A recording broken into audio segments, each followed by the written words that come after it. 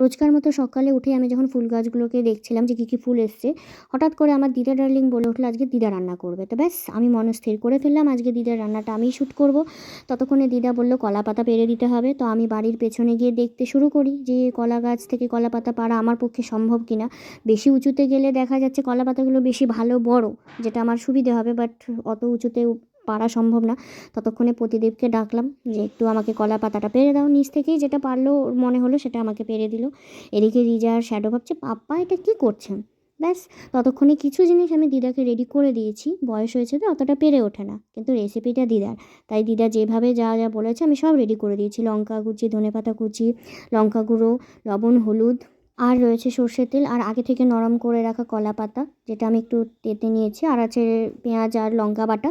রসুনটা দিদা পছন্দ করে না, যার জন্য আমি রসুনটা স্কিপ করেছি। অনেকে চাইলে রসুনটা দিতেই পারে। এবার দিদা কি করছে দেখে নাও, সব একসাথে পরিমাণ মতো দিয়ে দিয়েছে। এবার এগুলোকে হয় দিদা হচ্ছে সব একসাথে মেখে নেবে। অনেকেই হয়তো ভাববে এই বয়সে দিদাকে দিয়ে কাজ করিয়ে নিচ্ছে, বাট না, দিদা এই সব বয়সেও কাজ করছে বলেই খুব ভালো আছে। দিদা খুব ভালোবাসে করতে, তাই আমরা সবসময় দিদা যখন যা করতে চাই আমরা চেষ্টা করি দিদাকে সেটা করতে দেওয়ার, কেননা এতে দিদা খুব খুশি হয়। তো এখানে দেখে নাও সব কিছু একসাথে দিয়ে দেওয়া হয়েছে। দিদা একসাথে সবগুলো মেখেই যাচ্ছে, অনেকক্ষণ ধরে মেখেছে, মাখলে নাকি টেস্ট আরও বেশি হয়।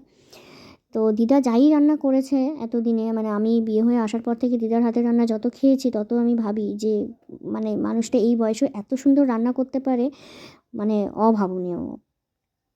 তো পাতা রেডি, পাতা একটু একটু করে সব দিয়ে দিচ্ছে। দিদা যেহেতু বাটতে একটু পারছিল না, তাই আমি চেষ্টা করলাম একটু হেল্প করে দেওয়ার। তো এখানে কড়াইটাও এঁচে গিয়েছে, একটু সামান্য তেল দেব।